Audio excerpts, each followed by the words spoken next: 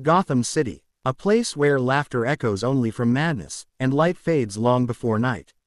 A city so heavy with corruption that even hope walks with its head bowed. And yet, in one forgotten apartment on the east side, a man named Arthur Fleck still dares to dream. He wakes up every morning to the same flickering bulb, the same empty fridge, the same city noise outside his window. But this time, something inside him is different. He still feels the pain, the loneliness, the weight of being invisible. But deep within, a single thought has begun to bloom: what if laughter didn't have to hurt? What if it could heal? Arthur still works as a clown, spinning signs on cold corners, trying to make strangers smile. His boss still mocks him. The children still throw things at him. The world still looks away.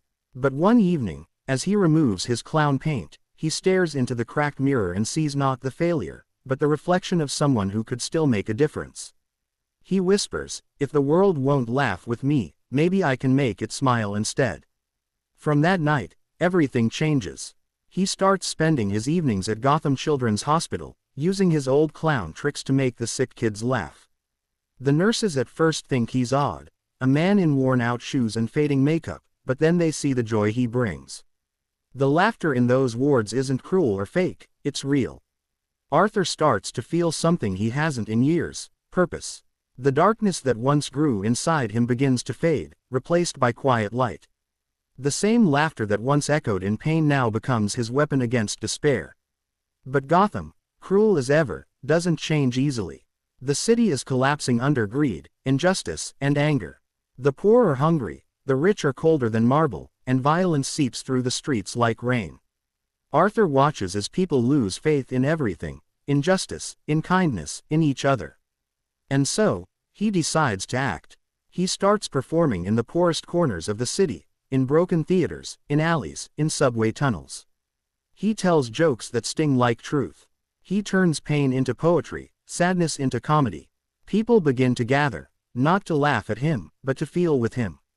He becomes a symbol, a voice for those who were never heard. They start calling him the Smiling Man. Not Joker, not clown, but the man who made Gotham laugh again. He tells them, laughter is rebellion when the world tells you to cry.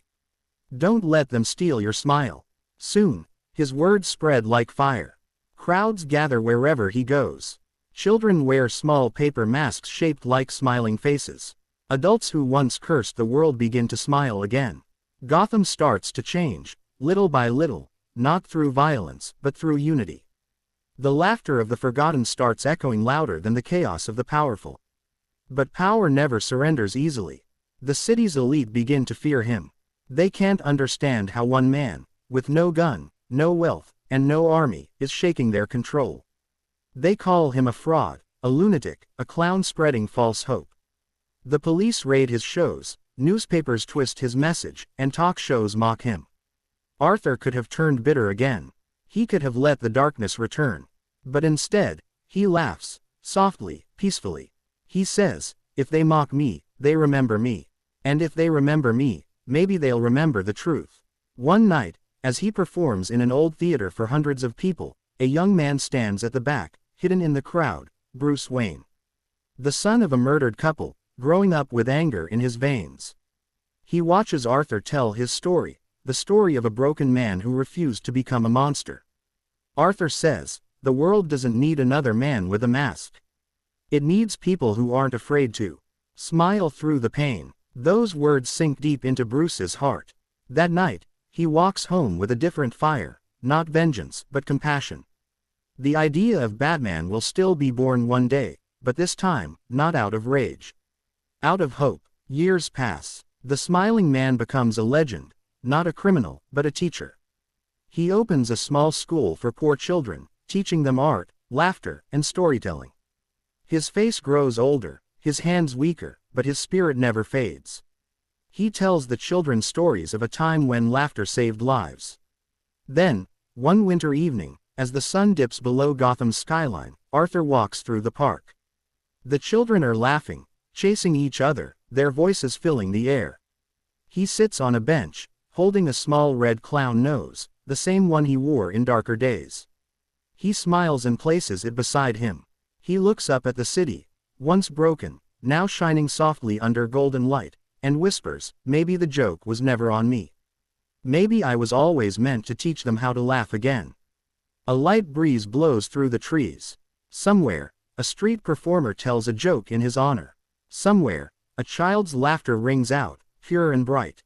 And as the night falls, the city that once created monsters now honors the man who turned pain into peace. In that universe, Gotham didn't get a villain in clown paint. It got a savior in laughter. And his name was Arthur Fleck, the good Joker.